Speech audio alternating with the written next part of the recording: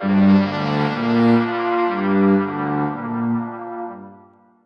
often talk about the price of new ideas, the Mhm. consequences of pushing boundaries. But Mhm. imagine if that price was, well, eternal agony, a never-ending cycle of torment, all for a gift that changed everything for humanity. It's a powerful thought, isn't it? A Yeah. struggle that echoes down through the ages, Yeah. really embedded in our oldest stories. Exactly. And today we're diving deep into one particular vision of that struggle, Peter Paul Rubens' Prometheus Bound. Yes. A huge, powerful painting from 1618. And it doesn't just show the myth, it kind of throws you into it. The intensity is still so incredibly vivid, even now. Absolutely. It's more than just a painting. It's a real cornerstone of the Baroque era, a visual and conceptual exploration of this myth that still makes us ask some pretty big questions about ourselves. Right. And that's exactly what we're going to unpack today based on the sources we've looked at. We're going to explore how this one canvas, Prometheus Bound, acts like like a visual sermon, a philosophical puzzle, and just an emotional gut punch all rolled into one. So we'll journey into the ancient myth itself first, get that foundation. Then we'll really break down Rubens' incredible artistic choices, the brushwork, the light, the shadow, everything. Hmm. And finally, we'll try to connect all those dots to the big universal themes that make this piece still hit so hard today, centuries later. So the mission, like always, Is to pull out the key insights, the most important takeaways, basically giving you a shortcut to being really well informed about this amazing piece of art and what it's still saying to us. Okay, so let's kick things off at the beginning. Before we get into the brushstrokes and the drama on the canvas, we really need to understand the story behind it all. Definitely. The myth Rubens chose to paint, the ancient Greek tale of Prometheus. And he's not just some minor character, is he? Oh, not at all. Prometheus is arguably one of the most dramatic and ultimately tragic figures in the whole pantheon. He's a titan, remember? It's so Ah, immensely powerful. right, one of the old gods. Exactly. But he chose this path of, well, solidarity with humankind. And that set him directly against the ruling gods. So what was his big act? The thing that defined him? His defining act, the one everyone knows, is just pure, breathtaking defiance. Prometheus dared to steal fire. Not just any fire. No, no.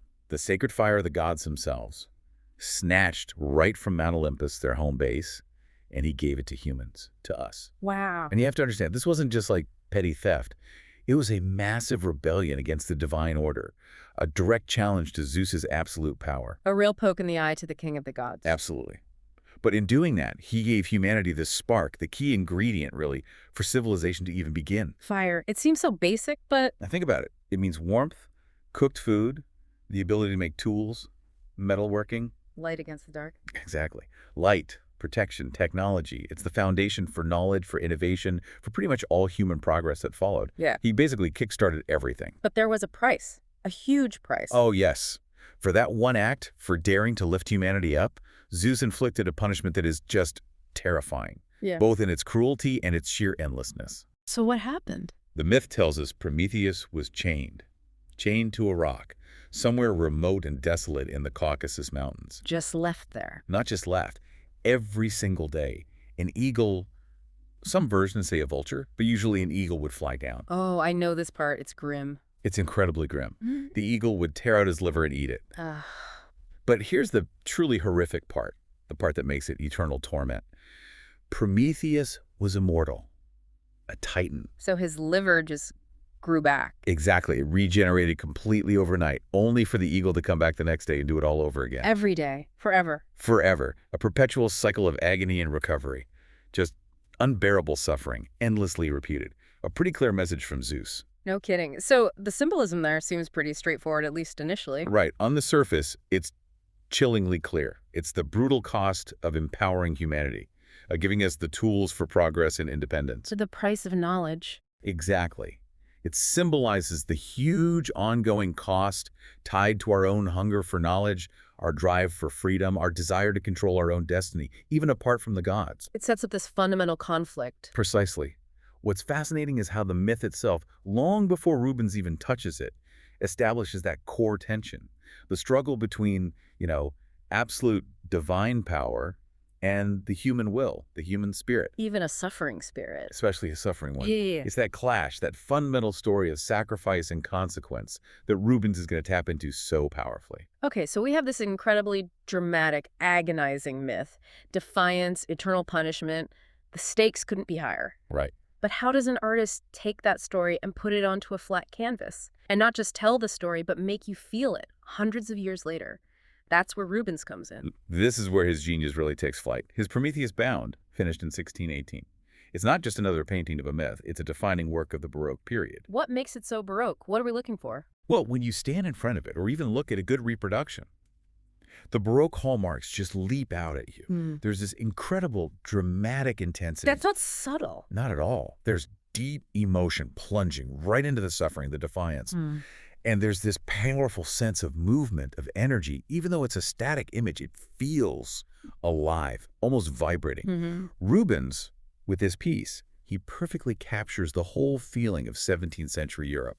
It was a pretty intense time, remember? The Counter-Reformation was a big part of that, right? The Catholic Church wanting art to be more powerful, more moving. Exactly. The church was looking for art that could inspire faith, awe, real emotional responses. So there was this huge search for drama, for emotional punch in art. It needed to grab the viewer spiritually and emotionally. So Rubens wasn't just picking a cool story. No, far from it. Huh. He takes this classical myth, this tragedy of a titan, and he elevates it. He turns it into something about the universal human condition, something deeply relevant to his time and, as it turns out, to ours as well. Yeah, I can really picture that. Standing in front of this massive painting. It would be overwhelming. The sheer scale, the raw emotion just hitting you. It feels like it's designed to pull you right into that moment of agony. That's the goal. To make you a witness. To feel the weight of it all, the pain, the defiance, like it's happening right there. Absolutely. Rubens isn't just showing you something. He's making you experience it. It's immersive, powerful, meant to persuade, to move you deeply. And boy, does it succeed. Even looking at it now, it's intense. It really is. A testament to his skill and the power of that Baroque vision. Okay, let's zoom right in then. Let's get close to the canvas, starting with Prometheus himself. The way Rubens paints his body, it's just incredibly striking. It tells so much of the story. It really does. Rubens' depiction of Prometheus is honestly a masterclass. Its anatomy, its expression, its visual paradox. Paradox, how so? Well, look at his physique first. He's massively muscular, incredibly powerful. Almost like a bodybuilder, but under duress. Exactly. That raw strength immediately shows you his resistance, his titan nature, his defiant will.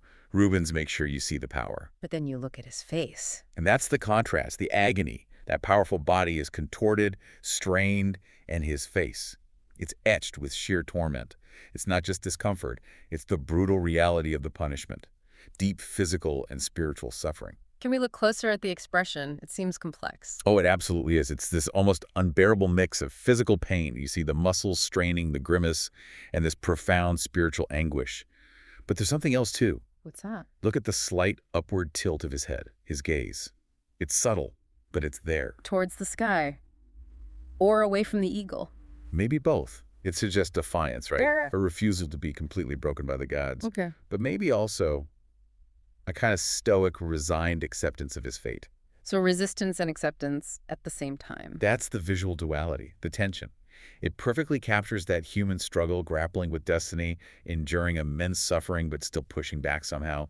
It's the tragic hero, embodied. And the realism of the body itself adds to that. Immensely.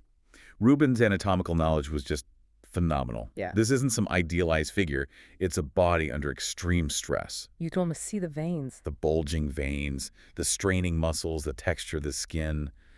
It feels incredibly lifelike, almost like he's breathing, sweating right there on the canvas. It makes the suffering feel so immediate. Exactly. That realism isn't just showing off. It makes the drama hit harder, feel more real, more visceral. And notice the pose itself, the way his body is twisted.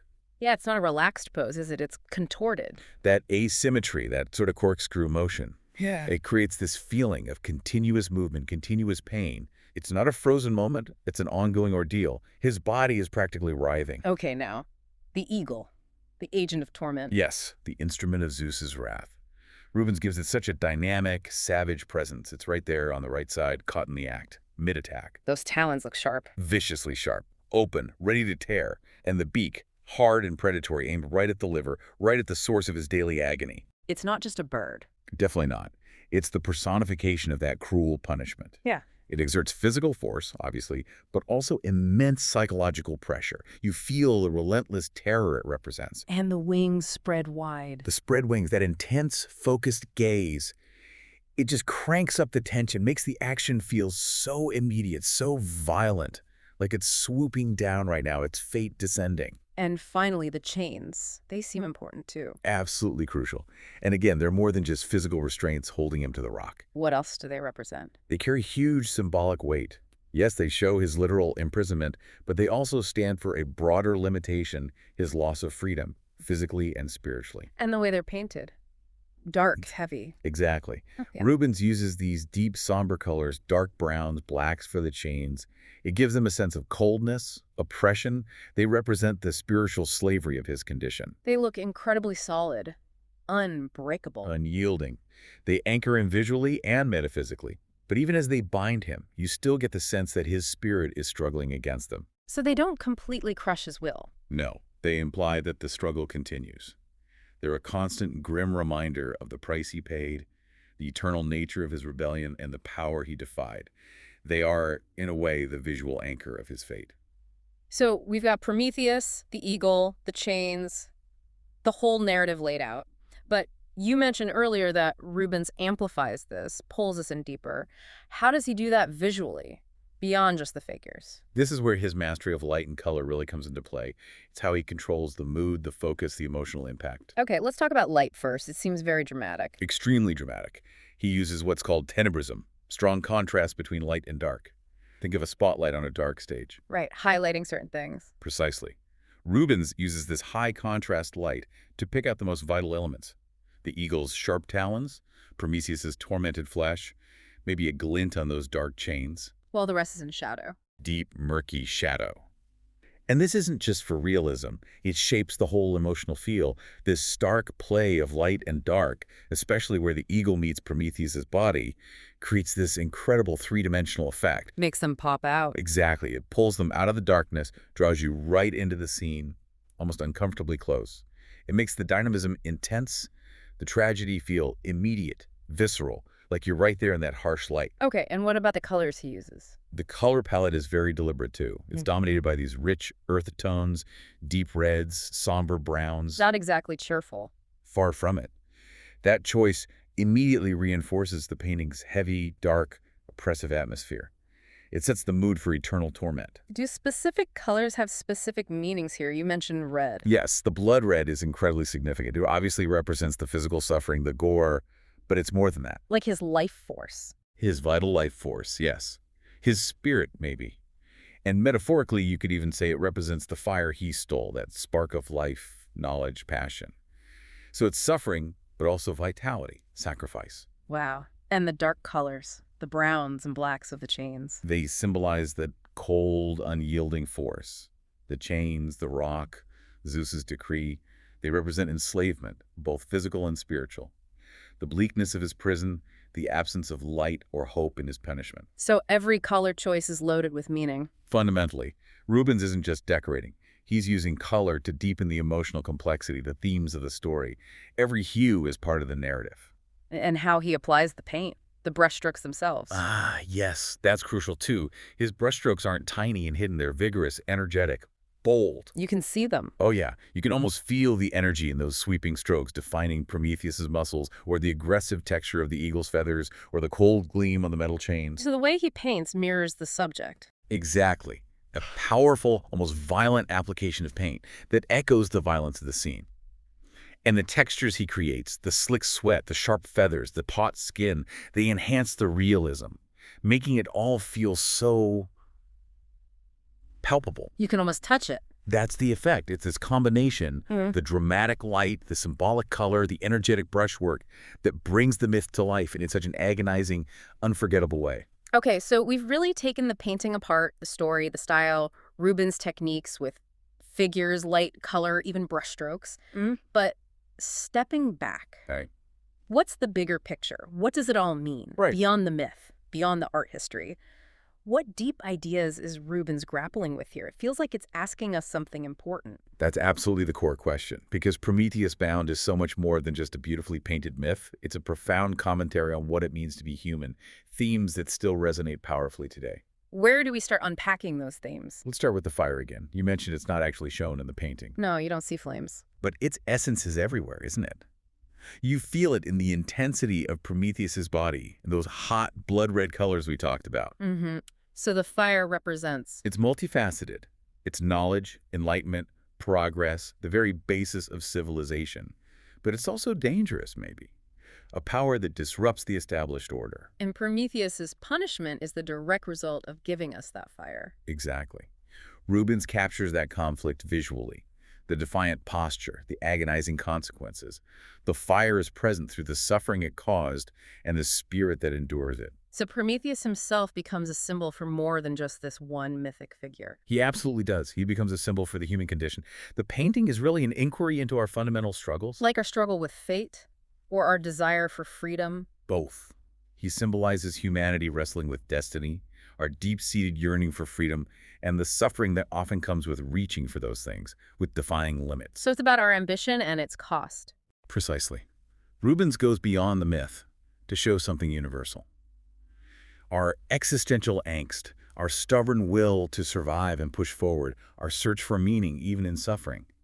It speaks to our courage and our pain. That feels very relevant. And you mentioned earlier how it connects to Rubens' own time, the 17th century. Yes, that's another fascinating layer. You can see the painting as reflecting the intellectual shifts happening then. The scientific revolution, early Enlightenment thinking. Exactly.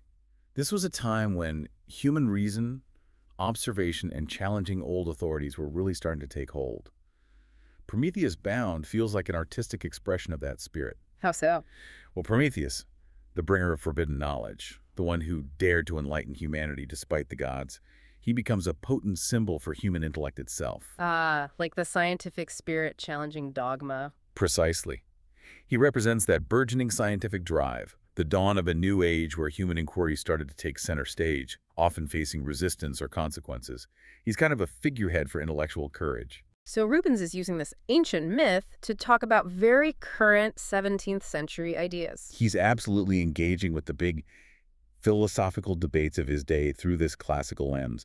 He's not just retelling a story, he's participating in the conversation. What kinds of philosophical debates? Major ones. The relationship between humanity and the divine, a huge issue then, with religious upheaval and new science. The tension between fate and free will. Are we puppets? Or do our choices matter? And the ethics of knowledge. Is some knowledge too dangerous? Exactly. The ethical implications of seeking knowledge and the nature of punishment.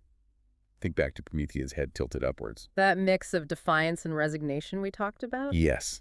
That single detail captures so much of humanity's deepest existential struggles, rebellion versus acceptance, finding meaning when facing limits. And all the technical skill, the realism, the light, the color, it all serves to deepen that philosophical resonance, make those big questions feel incredibly real and urgent. It's a complete artistic and intellectual statement. Hashtag tag tag outro. Wow, okay. So, from the straining muscles and the eagle's beak right down to the symbolic colors and the philosophical weight, Rubens' Prometheus Bound is clearly not just a painting you glance at. Not at all. It's, well, like you said, a conversation starter, a timeless one, really, about what it means to be human, our defiance, our drive, our capacity for suffering, and that relentless search for knowledge, for freedom. Absolutely. And it's more than just a highlight of Rubens' own amazing career.